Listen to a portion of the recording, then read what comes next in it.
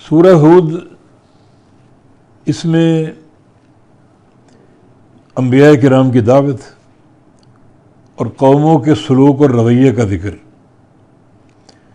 کس طرح قوموں نے مہادرائی کی اور کس طرح انبیاء کا صبر تھا، جیسے نوح علیہ السلام ہے، ہود علیہ السلام ہے، صالح علیہ السلام ہے، لوط علیہ السلام ہے، شعیب علیہ السلام ہے۔ یہ سورہ ہود جو ہے وہ انبیاء کی دعوتی جدوجہد اور ان کے صبر کی ایک تاریخ ہے، قوموں کا رویہ اور قوموں کی بدسلوکی، اور ظاہر ہے کہ یہی مشن رسول اللہ صلی اللہ علیہ وسلم کا ہے، بیان توحید اور صبر کا مظاہرہ، اور جو صدمات قوم نے دیے ان پر صبر، عزیمت اور استقامت۔ اور نبی علیہ السلام کی تو پوری زندگی اس صبر سے عبارت ہے۔ نبوت کے 23 سال ہیں آپ کے، 13 سال مکی زندگی کے، 10 سال مدنی زندگی کے، اور یہ مکی زندگی کے 13 سال بس دعوت کے میدانوں میں، اور یہ قوم قریش کی جاہلیت کا سامنا، اس دوران طائف جانا ہوا اور اہل طائف کا سلوک، اور مکی زندگی ساری کی ساری 3 عقائد کے بیان سے عبارت تھی: عقیدہ توحید، عقیدہ رسالت اور عقیدہ آخرت۔ بات آگے بڑھ نہیں سکی، وہ قوم اگر ان باتوں کو مان لیتی تو بات آگے بڑھتی نا۔ مکی زندگی کے آخری دور میں نماز فرض ہوئی معراج کے موقع پر، اور باقی سارے احکام مدینہ میں اترے۔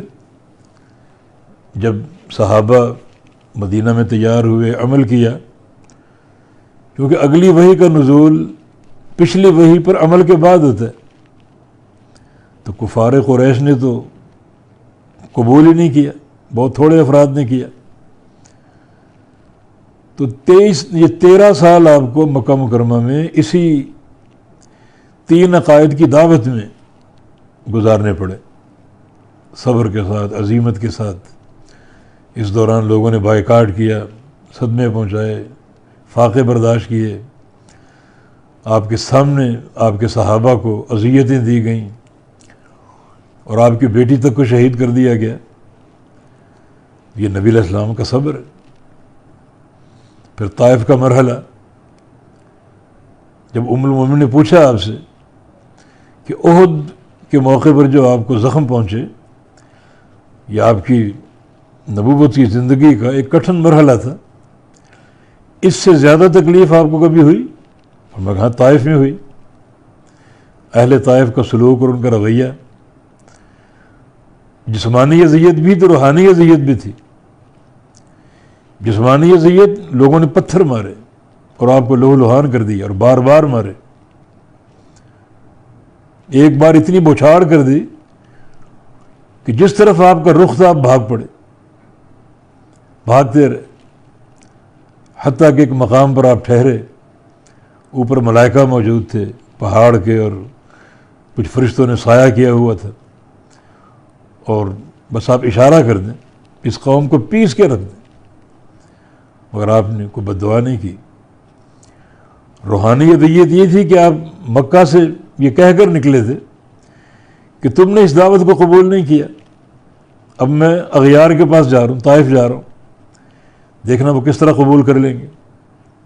انہوں نے بھی قبول نہیں کیا۔ تو یہ بھی ایک معنوی ایک اذیت جس کا آپ شکار ہوئے، جسمانی کے ساتھ معنوی اذیت، کہ اب مکہ کیسے جاؤں گا، ان کی باتوں کا سامنا کیسے کروں گا۔ تو یہ سارا صبر آزما مراحل،